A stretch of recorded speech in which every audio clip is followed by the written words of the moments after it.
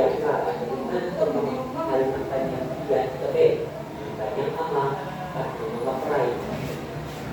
Makaraan ng ilang taon nilang pagkakalay, ang kanilang mga amay na sasuko na sila'y pagkakalimpanan pagdating ng panahon po.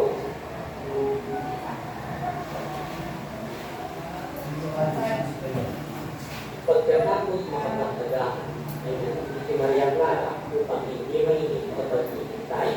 Napansin ni Kapitan Tiago na namumutla si Maria Clara kaya itinay kanyang pagbakasyon ko sa Malabon. o sa San Diego. Pagkabili mo ng gamit ay tutungo tayo sa Malabon ng mga ilang araw. Wala rin lamang ang ginama. Sa Diego na kita, maganda ang ating bahay roon, at isa pa, malaki na ang pista. Itinadala ni Maria Clara ang narinig, ngunit ang pagtigil na pangkatayan na ihaan ng ang dalangin. Sino kaya yan? Para. Okay. Siya na nga. Lamang eh siya habang nag-uusap si Dago ko sa inyo. Sige na, madali ka.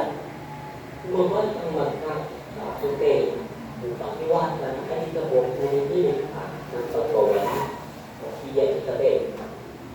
Hindi mo ba panililimutan sa paglalakbay mo sa maraming bayang pinananahanan ng mga gandang dalaga? Ang iyong alaalay, kasama ko sa lahat ng sandali. At siyang tanging aliw kung nalulungkot mong kaluluwa na makoy natin ibang bayan. Ikaw ang sagisag na mas tinupang tinumuan, balilang, matapat, mahingin, at anak ng Pilipinas. Ang lupaing lagmana ng dakilang asal sa Espanya at may katagay pa rin ang namumukot na ugali ng isang bagong bayan. Naaalala mo ba nung tayo isama ng iyong ina upang ibo sa bati? Nag-aaral ka naman sa Ateneo kaya sinasabi mo sa akin sa Wikilatin ang bawat nga na ng mga bulaklak at mga halaman. Ngunit hindi ka pinapansin dahil hinahamon ko ang paru-paro at tutubig. Nawala ka at ang muli kong namalik, ipinasa mo sa ulo ko ang puno ng mga bulaklak ng suha. Ako'y tinawag mo si Chloe. Kinuha na yung ina ang aking puto, sinigdig, saka inihalo sa gugo. Napaiyak ka, sinabi mong hindi nakaalam ng mitolohiya ang iyong ina. Tinawag ka na nga at ako'y nagtawa. Nagtapo ka sa akin, at kaya ka lamang namiti ay nilagyan ko ng sambo ang loob ng iyong sombrero nang tayo pauwi na upang di ka mainitan. Nadala ko ni Ibarra, kinuha sa kalumpit ng isang papel at ipinakita ang ilang damo ng ipitin tuyo. Ngunit mabango, Ito ang lahat ko ng sambong alaala sa akin. isang puti at bunting supot ang kinuha naman ng dalaga sa kanyang puti. Iyan bang iyang ko bago ako umalis?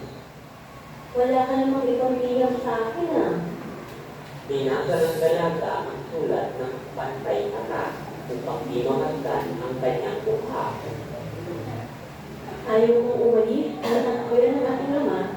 Ikaw, may lalaki, kaya katukulan mong matutulan mo ang akuray at na mapaglingkuran mo kung yung bayang pinagkakauptangan ng lahat. Sa piling ko'y matutulan ka, sinabing Baltasar na alamang lumaki sa tubig. Tamo'y nalalan, tamo'y tingli maliit, kinaluluoy ang sandaling init. Napatayo si Ibarra na namumusta at biglang nagpas ng pagpaalam. Bakit? Paano ka? Makalimutan ko ang aking pagkunin dahil sa iyo. Dapat na akong umit sa kasagpuna sa ikakarawan ng mga patay. Ngunit si Ibarra na nakaliwa ang kanya ang matandang niya. Sumagang nagsimba si Matia Isabel at si Maria Clara. So bakit kaya sila maagang nagsimba? Sa inyong tayo hindi sa video. Diba? Nandun yun sa kanina. So palagay niyo bakit sila maagang nagsimba? Sapagkat umayas. Sapagkat alam ni Maria Clara na darating si Crisostomo Ibarra. Doon pa lang sa simbahan na hindi na siya mapakali. Pagkatapos pa lang ng pari ng misa, ay agad na siyang kumayo. At sinabihan niya si Isabel na umuwi agad. So, ang kay Isabel, akala pa naman niya daw na religyosa si Maria Clara. Dahil agad kumayo, so, di ba kapag religyosa ang isang tao, ay matagal silang nagdadasal.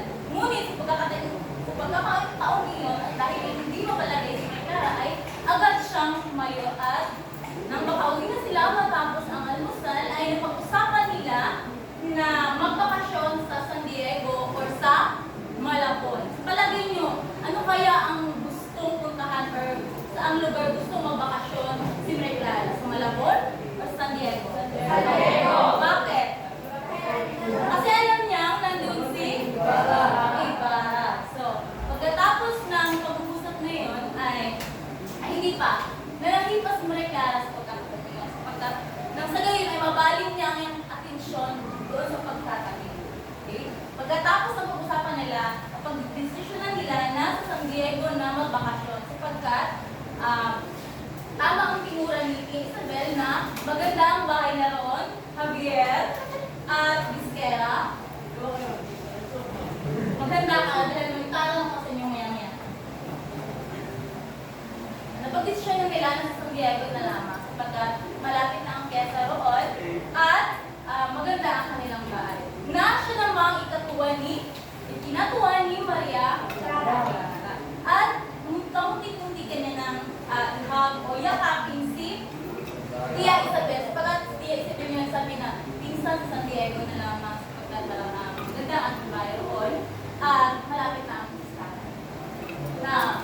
So sa bawat mga sasakyan na dumadaan ay napapatingin si Maria Clara sa labas at kumakabog lalo ang tumingin. Hanggang sa may isang sasakyan na huminto sa kanila tapat ng bahay. At alam niya na kung sino yun. At nakita ni Tia Isabel at sinabi niya, si Don Crisostomo. At biglang napatayo si Maria Clara, ngunit hindi siya makagalaw. Alam niyo yung feeling, girls? Yung gusto mong gumalaw, ngunit hindi ka makagalaw. Ang ganon dahil sa kaba. Diba? So, habang papalapit si Crisostomo, pag-akyat sa hagdanan sa kanyang bahay, ay hindi pa rin siya makagalaw. Hindi na alam ang kanyang gagawin dahil sa kaba ng kanyang nalaro. Hanggang sa nagsalita si Crisostomo. At yun, narinig niya ang tinig na kanyang gustong marinig. At doon pa lang siya nagmadaling pumunta sa kwarto.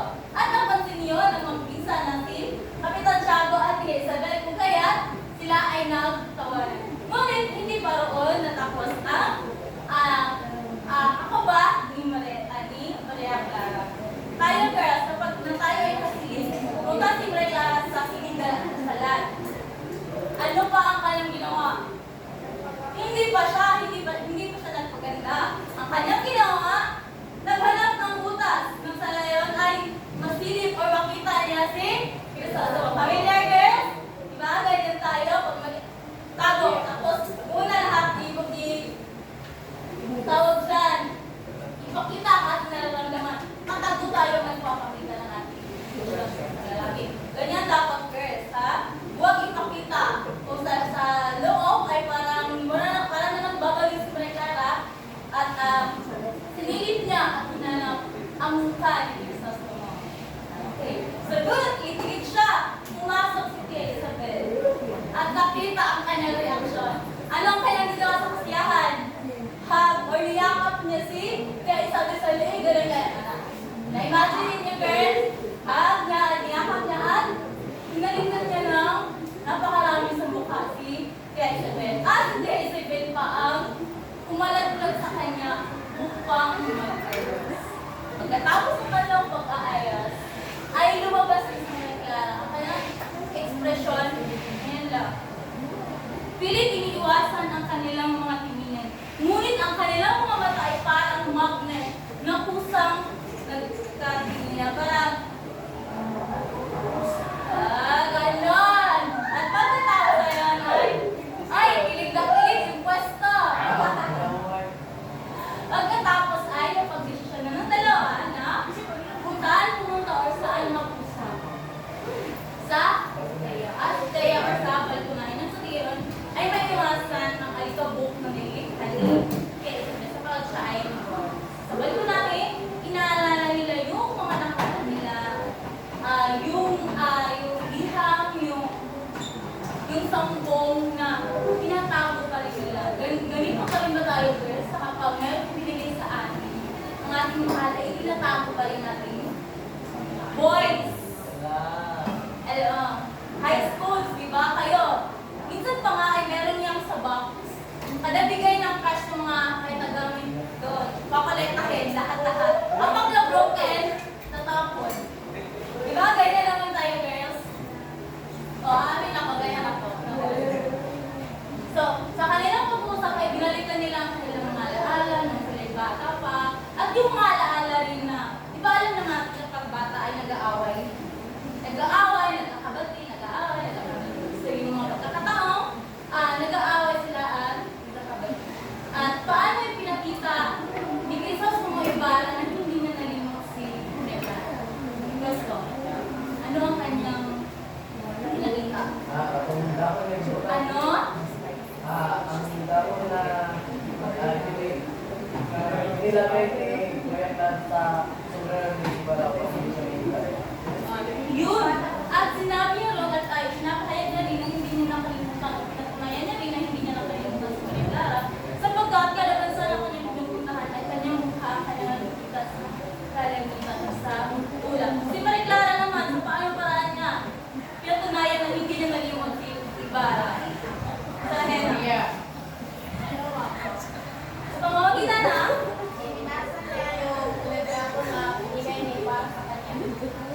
pamamagitan ng sulat na kauna-unahang sulat na ibinigay ni Ibarra at kanyang itinapos. Okay. So makikita natin sa kabanatang ito ng pag-ibig ay may matiisin. Ang pag-ibig dapat hindi minamadali sapagkat kapag tanong ng nagawa ay hindi mo na ito mapapalitan. Mababago. Dapat ang pag-ibig matiisin, mapagkumbaba, diba? Okay, ngayon kung tayo sa pagkatanungan doon na ano ang pagpapahalagang Pilipino ang nakita ni Maya Clara na? Pagpapahalaga ng isang babaeng Pilipina, ano? Anong yan ang kanyang nakita? Dapat ang mga kapalitan ay tayo! Pagiging okay? Pagiging simple at pagiging matusin. Sa lalaki naman, Iskera. Anong pagpapahalagang Pilipino ang pinakita ni Ibarra? Ha?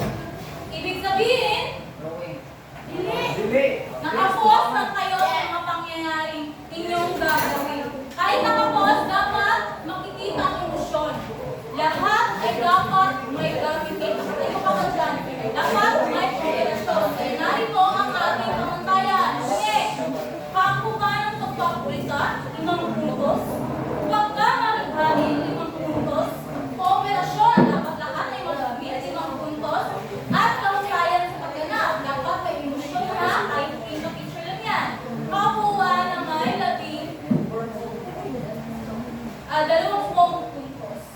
So, bibigyan ng 3 minuto. 2 minuto lang yan kasi posto naman kung tatanungin niyo. Bibigyan ang mga bawat pangkat ng 2 minuto upang planuhin ang inyong ipapakita rito. Timer start. Your timer starts now. No? Magpapakita ka na.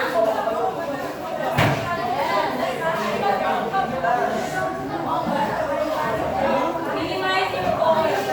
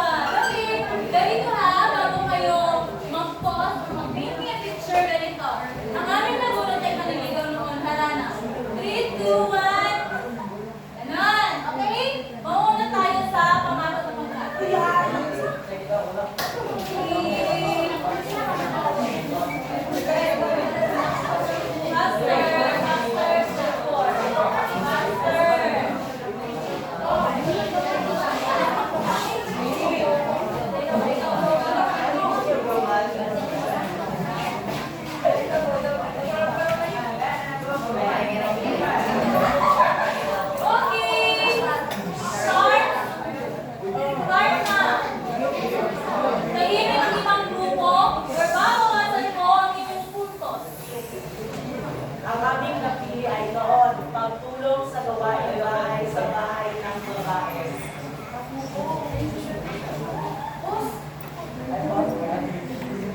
Five, four, three, two, and one. Okay, sino yung maliligaw dito? Sino yung maliligaw? Dapat yung iba parang nakatayo lang. Kasi siya yung maliligaw. Okay, bigyan natin ng 3 palakpak. Ang isa. Next, tatlong palakpak.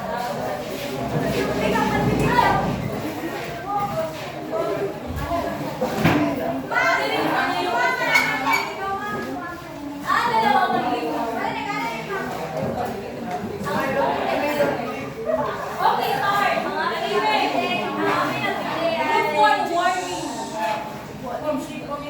Ang aming napili ay Bayuan, Kuligawan ngayon.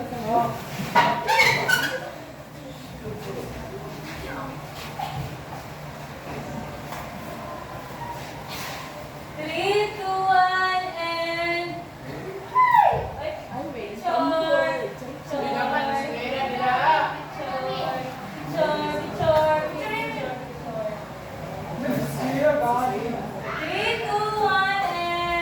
Okay, magaling, magaling.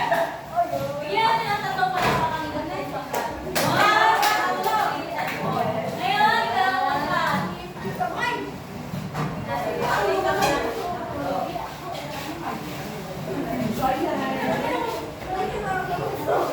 Ang napili namin ay panlalala ngayon, social media. Social media. Ngayon. Okay.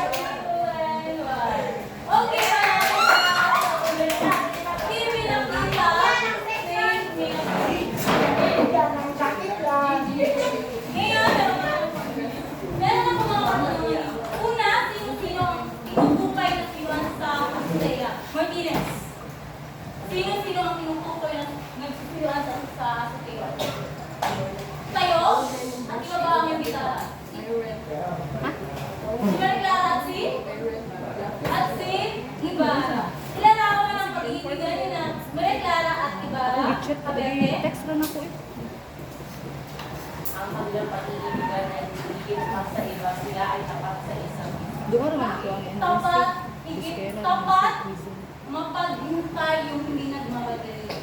No? At ano para po yung isa? Siyempre lang kanilang pag-iibigan. Tapat, ano ba yung isa?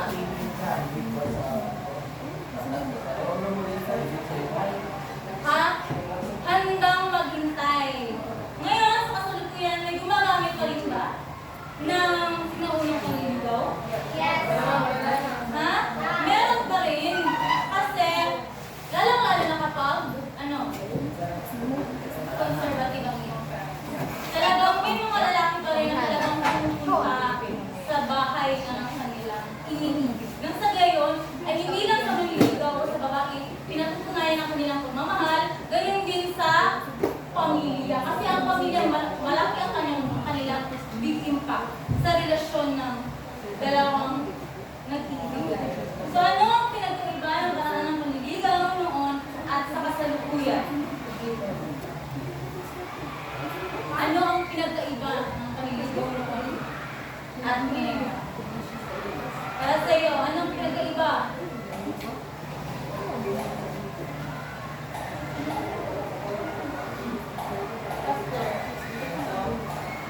Para sa iyo, ano ang pinagkaiba noon at ngayon na panliligaw? Ano ang hindi ko maintindihan? Hindi ko maintindihan. Hindi ko ako makaintid ng mga Bisaya.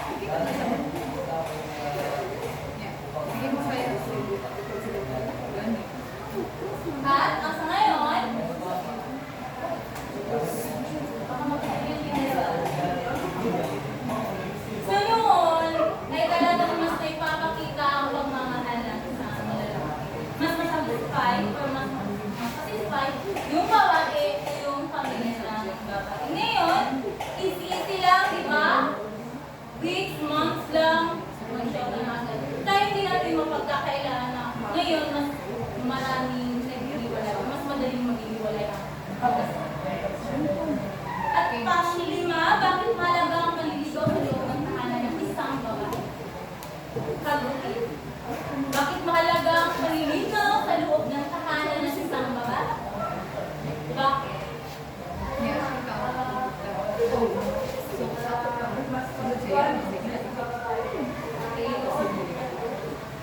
Magustuhan ha? Ano yan? So yun o, tama yun. So yun yung pagpunta, yung pagpunta ng isang lalaki sa tahanan ng isang babae, ay pag-respeto rin yun sa magulang ng mga babae.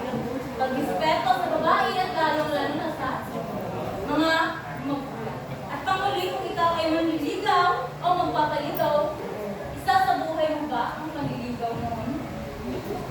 Sa kasalukuyan? Basta? Ikaw manliligaw. Sa buhay mo ba? Or gagawin mo ba ang panliligaw noon? Opo. Bakit? Luwan na. Upang